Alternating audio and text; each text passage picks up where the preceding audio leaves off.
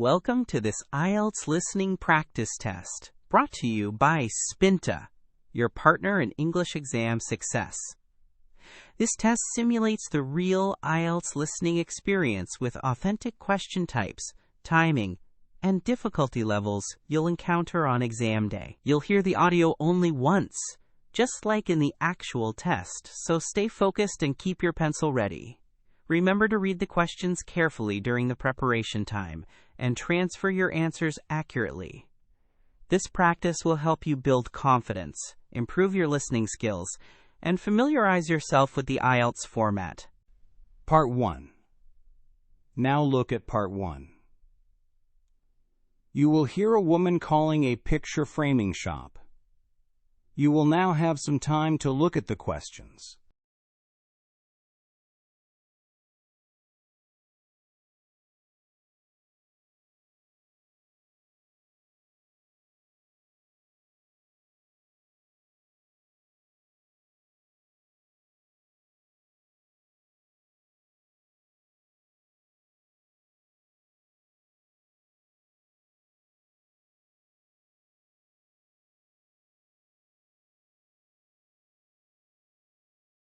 Good afternoon, the Artful Framer, Ben speaking.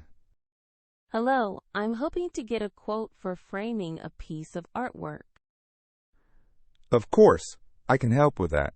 Can I take your name first? Yes, it's Florence Shaw. Is that Shaw? S-H-A-W? That's right. Okay, Florence. And what kind of item are you looking to frame? It's a photograph I'd like to get framed for a gift. A photograph. Lovely. And do you know the measurements? Yes, I measured it last night. It's 40 centimeters by 50 centimeters. 40 by 50. A good size. Now, what kind of frame did you have in mind? We have metal, wood, various different styles. I think a simple, classic frame would be best, so I think wood would be the right choice. Okay, for a simple wood frame for that size, you'd be looking at a total price of £85. 85. I see. And what does that include? That includes the frame, all the fittings on the back, and our standard glass, which has an anti-glare coating to reduce reflections. Anti-glare, that's good. Do you recommend putting a mount around the photo? The white card border? I do. It's not essential, but a mount helps to create some space between the photograph and the glass, which looks better and also helps protect the print. Create some space. Yes, that makes sense. If I were to bring it in today, how long would it take? We're quite busy at the moment. It would be ready for you to collect next Tuesday. Next Tuesday? That's fine. And how do I place the order? We just require a 50% deposit to confirm the order, and then you pay the balance on collection. A 50% deposit. Okay. One last question. I'm terrible at putting pictures up on the wall. Is that something you can help with? It is. We do offer a professional hanging service for an extra fee. We can give you a quote for that when you come in. A hanging service. That's brilliant. I'll pop in with the photo this afternoon.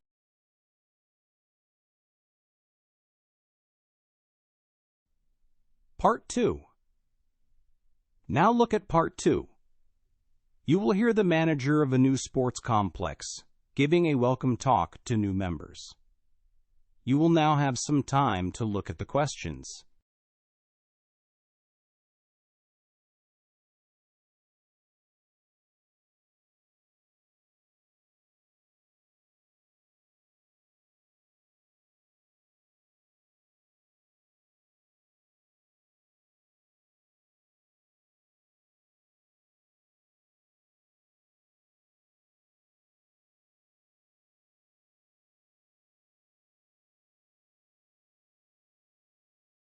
Good evening everyone and welcome to Eastwood Sports Complex.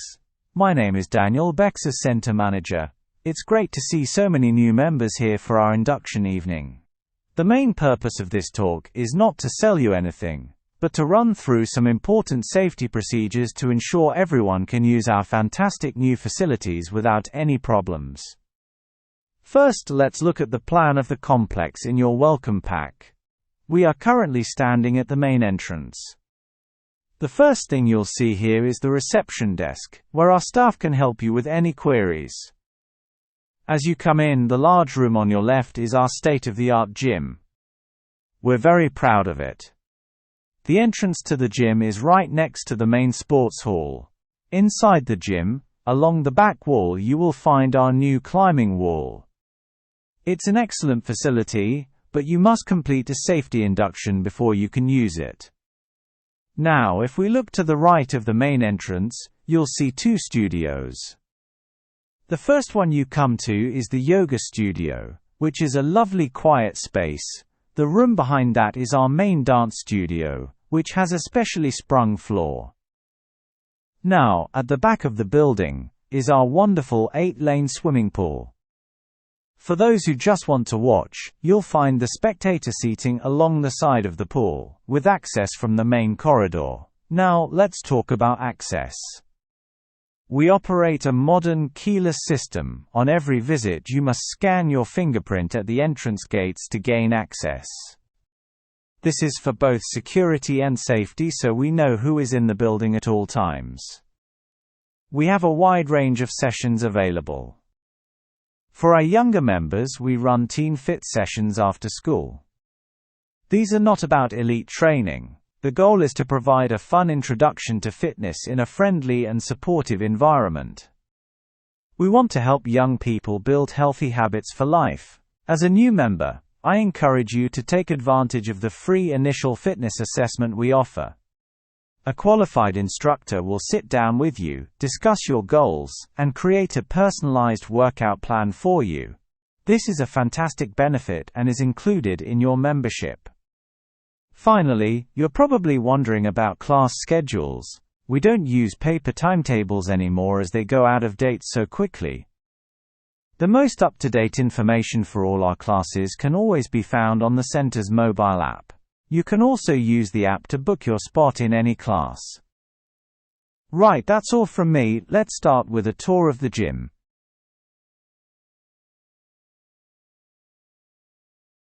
Part 3. Now look at Part 3.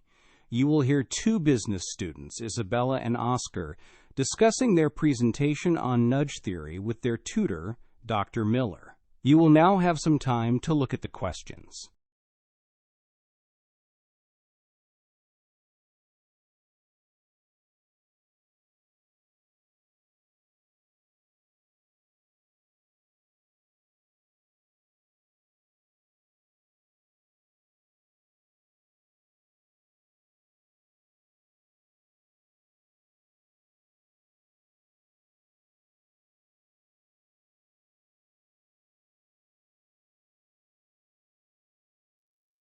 Okay, Isabella, Oscar, thanks for sending me your presentation plan on nudge theory. It's a great topic.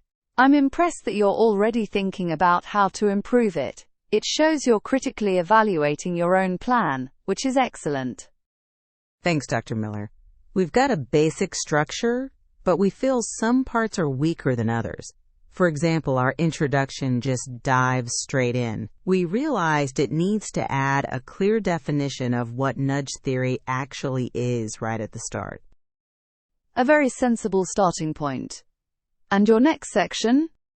We were going to discuss the psychology behind nudges, but we think it's too theoretical, so we've decided to focus on a different aspect instead, the ethics.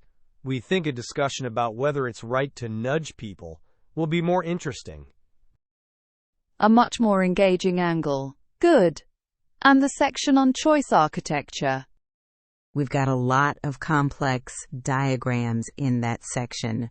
We've decided we need to simplify the visual information. It's too confusing for an audience to take in during a short presentation. Absolutely. Simplicity is key. And the real-world applications. Our examples are a bit old, We need to find more up-to-date data on how governments are using nudges now. The field has moved on. You're right, current examples are vital. And for your conclusion? It feels a bit dry at the moment. We thought we could make it more memorable if we add a personal anecdote.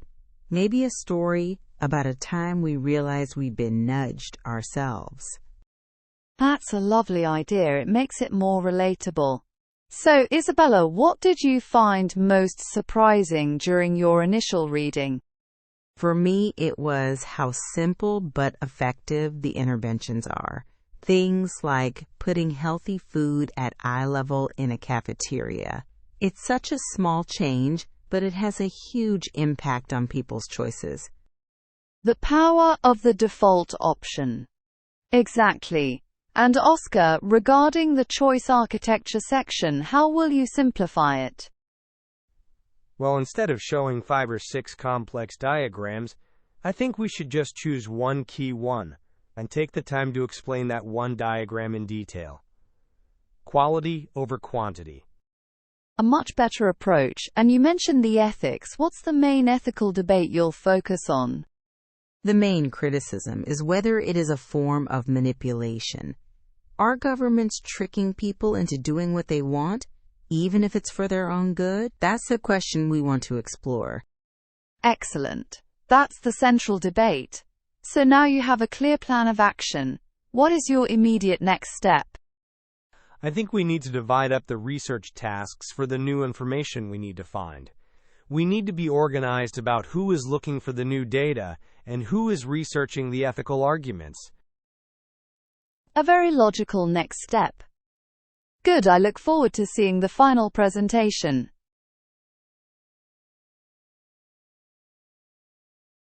Part 4. Now look at Part 4. You will hear a lecture on the use of ice cores in climate science.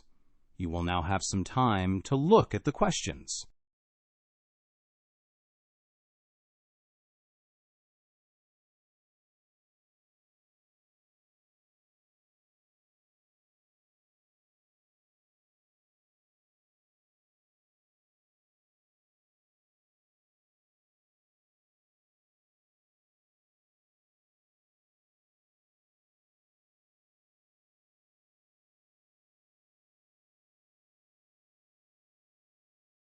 Good morning.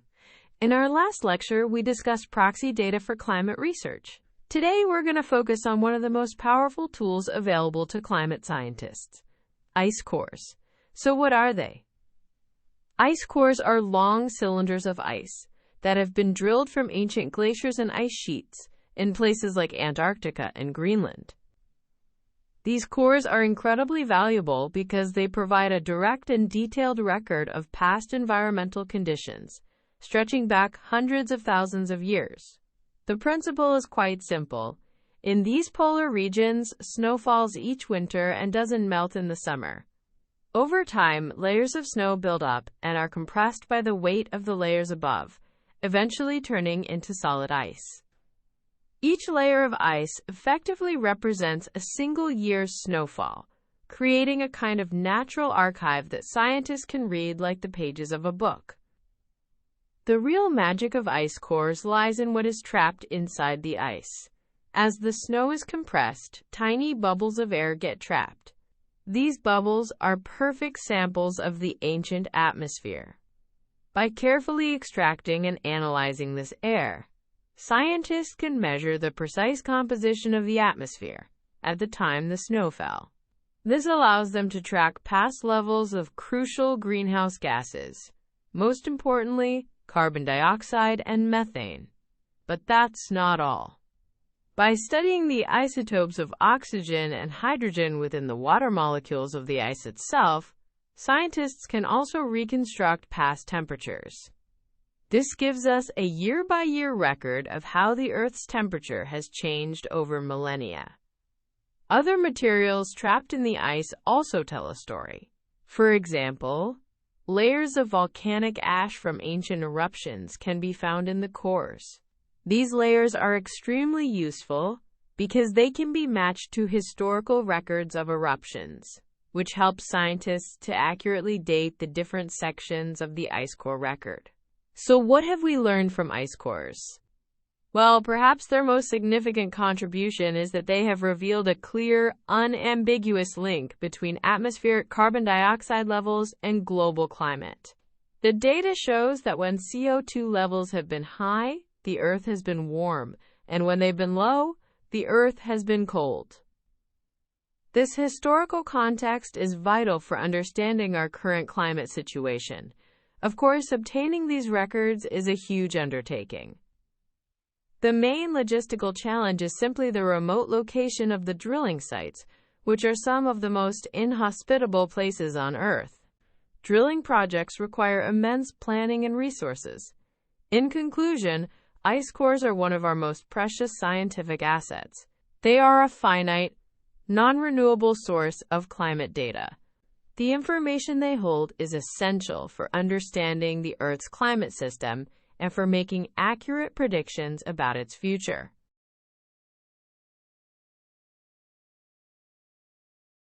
And pencils down. You've survived another IELTS listening marathon. If your brain feels like it just ran a mental obstacle course, congratulations. That means you're doing it right. Want to torture yourself with more tests? We mean enhance your skills? Head to Spinta.org. That's Spinta.org, where we've got reading, writing, speaking practice, and vocabulary games that are actually fun. Yes, fun and IELTS in the same sentence. We're rebels like that. Thanks for listening with Spinta. Now go treat yourself to something nice. You've earned it. Spinta. Push forward. Achieve more.